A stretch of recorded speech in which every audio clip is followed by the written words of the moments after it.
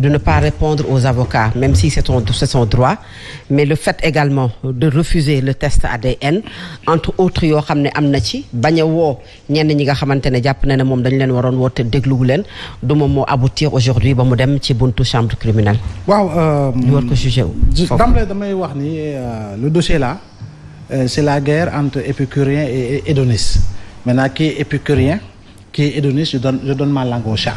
Donc, qui est à la recherche permanente du plaisir de parler et pour véritablement débuter, en tout cas, des contre-vérités, alors dans un sens ou dans un autre. Il faut quand même, si vous voyez si gis-gis, aujourd'hui, Sénégalais, si position yu leer. Encore que, dossier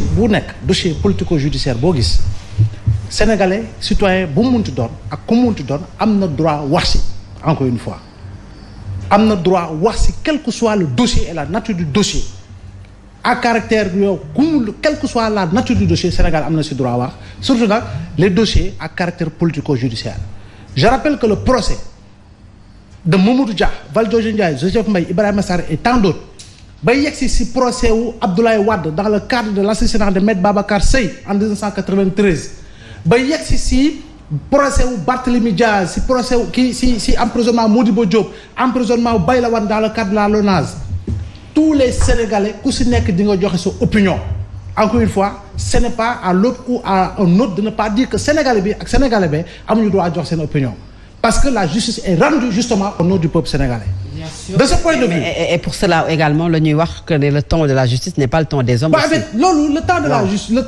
foofu peut-être la non le temps de la justice n'est pas le temps des hommes. C'est juste en réalité une assertion qui ne tient pas toute son objectivité de bout en bout. En réalité le temps de la justice n'est pas le temps des hommes parce que ceux-là qui sont dans le temps de la justice sont des hommes justement. Donc il faut quand même ñu am nuñ ko gisee am nuñ ko interpréter. Donc loolu façon de parler ak la pour wax ni justice am na droit jël temps bu ko neex pour traiter benn dossier. am na ay dossiers judiciaires yu def 15 ans yu def 20 ans yu def 30 ans peu importe mais ceux-là qui sont dans la justice sont des hommes justement. Bien donc sûr. le temps de la justice est forcément le temps des hommes. Donc il faut quand même ñu waxee ko noonu. par rapport ak le niveau de compréhension de chacun. Maintenant ce dossier-là en réalité il est devenu énervant. Il est devenu énervant il est devenu pompeux en réalité parce que dossier la boo xam ne dafa bari jiixi jaaxaat dafa bari wax dafa bari mercenaire dafa bari ñoo xam ne en réalité ce dossier là ils ne veulent pas que ça se termine parce que ils vivent de ce dossier. Ah oui c'est des mercenaires de la communication c'est des mercenaires politiques c'est des mercenaires en tout genre yoo xam ne fii la féete wala fii la féete en réalité ñu ngi siy dund et ça c'est la réalité et c'est la réalité patente donc je pense que il ne faudrait pas que ay nit yore seen ay allumettes bëgg taal Sénégal encore une fois par rapport ak benn dossier bi encore une fois le juge d'instruction avait deux choix soit mu prôner sa ordonnance de non-lieu mu raju dossier bi ou il a mu tànn yóbbu ko si devant une juridiction et c'est ce qu'il a fait en renvoyant le dossier devant la chambre criminelle. Maintenant certificat médical pour certificat médical témoignage du médecin gynécologue témoignage Alfousseynou Gueye avec le rapport interne de la gendarmerie boo xam ne man taguma ko bët xaw ma nu mu mel xaw ma lu si nekk avec le rapport fait par le capitaine Touré c'est des éléments yoo xam ne Sonko jàpp ni c'est des éléments à décharge véritablement contre par rapport à sa personne ak lii nga xam ne moo di dossier bi tudd nañu ay tour Sonko a le droit ses avocats ont le droit le Sénégal lambda a le droit de dire diw ak diw waroon nañ leen déglu c'est leur position et c'est leur opinion on ne peut pas leur dénier c'est impossible mënul nekk ku mu neex ne kii waroon nañu ko déglu parce que ce sont des noms qui reviennent de tout temps depuis l'éclatement de ce dossier jusqu'au moment où nous parlons. C'est leur droit mais sans que fi mu doon waxee également mooy est-ce que aussi le juge a l'obligation. Non je dis pas l'obligation je dis pas. Parce que moom foofu la doon waxee en fait que le juge n'est pas obligé à déglu wala à def lépp loo xamante ne moom la ko avocat yi laaj. muy déglu ak ku mu dul déglu mais encore une fois par rapport à la perception populaire il serait bon que toute personne en tout cas citée dans le dossier en réalité pour l'éclatement de la vérité et de manière totalement impartiale. Absolument. En toute objectivité et avec une approche beaucoup plus pertinente ñu déglu képp koo xam ne tudd nañu la ci dossier bi je pense que ça aurait été bon parce que la dame la propriétaire du salon mais bañ ko njëkkee déglu ne lui a-t-on pas interdit de parler de ce dossier Fadabdou on lui a interdit de parler de ce dossier et depuis lors vous voyez que la dame ne fait plus de sortie mais loolu nag dañ ko waroon teg ku ne ba nga xam ne effectivement juge bi dina def liggéeyam ci jàmm dina def liggéeyam ci salaam. après nag en toute indépendance defe naa ni moom xam nga lan la mën a fexe buy tëddi ba yeew bu mu jéppi boppam par rapport ak décision bi nga xam ne forcément quelle que soit la nature décision bi mu doon jël il est entré dans l'histoire je dis bien il est entré dans l'histoire on le citera d'ici 30 ans on le citera d'ici 40 ans on étudiera ce dossier d'ici 100 ans on en reparlera encore une fois pendant des années et des générations encore une fois si la ñu defoon ak la ñu waxoon est-ce que jaareel lañ ko yoon est-ce que jaareel lañ ko maintenant est-ce que Sonko a fauté position nit la wala position ay nit la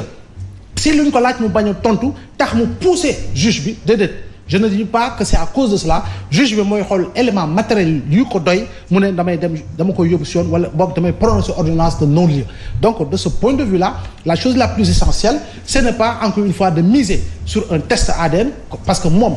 la personne est libre de dire damay def test wala dama def test defe naa ni li ñu bind ci certificat médical bi des prélèvements d'ADN dañ ko def pour éventuellement xool leneen mais en tout cas sur 7 heures sur 3 heures sur xawma 15 heures sur 23 heures constaté nañu amul benn lésion autrement dit il n'y a pas eu de rapport sexuel. C'est le rapport qui le dit, c'est pas moi qui le dis. Maintenant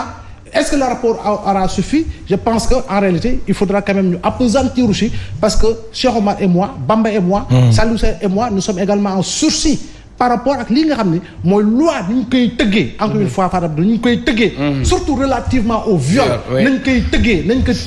defe naa ni tous les hommes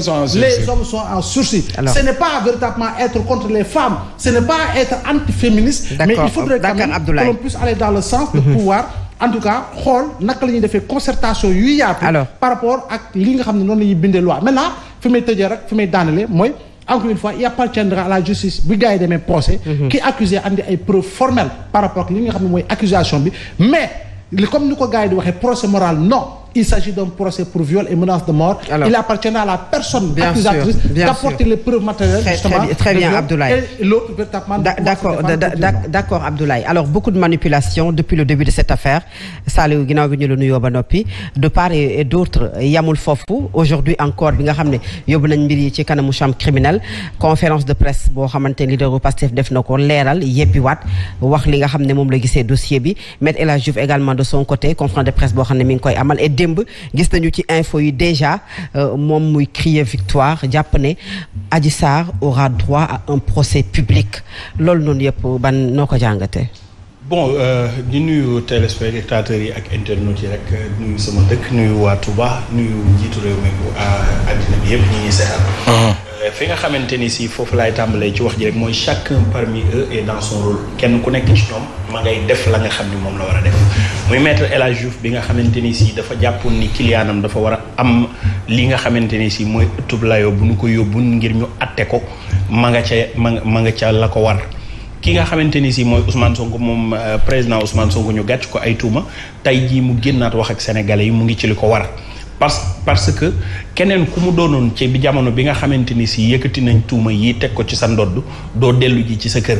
président Ousmane Sonko dafa am stratégie boo xamante ni moom la utiliser woon ci jamono boo xamante ni si nag dafa amoon contexte bu mu dëppoo lool tax ñi daal di cay wuyu si ba tax tey jii mu daal di toogul ca kaso ba mu nekk sous contrôle judiciaire ñu nekk nag ab diir procureur juge bi nga xamante ni si joxoon nañ ko le procureur ñi ci ñàkk seen bakkan ñu di ko ñaanal fa mu dem gënal ko fi mu jóge ñu toog lu yàgg defuñu rentrée des cours et tribunaux ba tax dossier bi taxaw fi mu taxaw bi ñu demee ba ñu def ko ñu indi yeneen magistrat yu bees ci li nga xamante ni si suñu wàllu justice moo ni tëddee ba nu ca yeggee fi mu toll nii la machine judiciaire commencé na di def liggéeyam woo na leen ñu def ay yóbbu leen instruction kenn ku nekk ñu woola les parties concernées ba def confrontation ba def li ñu war a def lépp fi mu toll nii nag le juge d'instruction moom moo ci desoon ci li nga xamante ni si mooy dossier yi muy sukkandiku il faut nit ñi di bàyyi xel ni waxu yoon yamul ak waxu bopp koñ ki nekk ci bopp koñ bi xalaatam lay joxe ak di wax ni lii warta am ndax dafa gëm li ko nit ki wax kee taxaw di défendre keneen ndax dafa gëm li keneen ki wax donc droit moom yoon ni mu tëddee ni juge di doxalee mooy dañ leen di woo sukkandiku ci li nga xamante ni si mooy li ñu leen porter plainte ñu teeku ci seen ay loxo loolu nag yaa xayti bu ñëwee ba noppi juge d'instruction bi moom mooy def à charge wala à décharge. moo xool ba xam ni li nu ko confié woon moom. étant maître des poursuites et d'enquête bi mu xoolee ba déglu leen ñoom ñépp ñi mu soxlaa déglu sukkandiku ci li xew mu daal ni naa ko jël jébbal ko ëttu attekaay bi mu atte leen loolu nag moom noonu la yoon mës di doxe ba mu jógee ca assise ñëw ci turu chambre criminelle ba fii nu toog loolu da ngay jàpp ni suñu yoonu dëkk mu ngi def liggéeyam waaye nag le discours du président Ousmane Sonko amul loo xamante ni si lu surprenant la parce que nag il est dans son rôle politique dafa am loo xamante ni si bu gàccoo ci ndodd benn doomu aadama bi am posture bu mu taxawee il faut mu indi taxawaayu politique boobu nga xamante ni si moom dafa doon lu ko mën a sauver ci lu baree bari parce que tey ca la nga xam ni procès la ñu jëm kenn ku nekk na noo ca génnee ngay seet noo ca génnee ak ndam donc moom yaakaar na ni bu ko jaaralee ci wàllu politique ca la cay amee ndam ndax mën na ko faa teg mu am cëslaay lu dëgër ndax gis na ni ki nga xamante ni si tey moom président Ousmane Sonko moo jiiñ ni ñee dañuy complot moom Adji Sarr moom moo ko jiiñ ne da ko violé moom mu jël ni ñee ñoo ma comploté violé wu ma kenn comme moom dafa jël ni dañ ko comploté ak ñi ànd ak moom dañuy jàpp ni dañ koo comploté ndax ci ay waxam la ñuy sukkandiku te fi mu koy cës mooy gis na ni nguuru président Macky Sall tëj na ay nit ñoo xamante ni amoon nañ dooley politique yoo xam ni jàpp na ni bu nu nekkoon di jàmmaarloog moom kon du nekk tey jii ci bopp réew mi ba tey mu jàpp ni moom ci doxalinam am na doole moom président Ousmane Sonko am na nit ñu ànd ak moom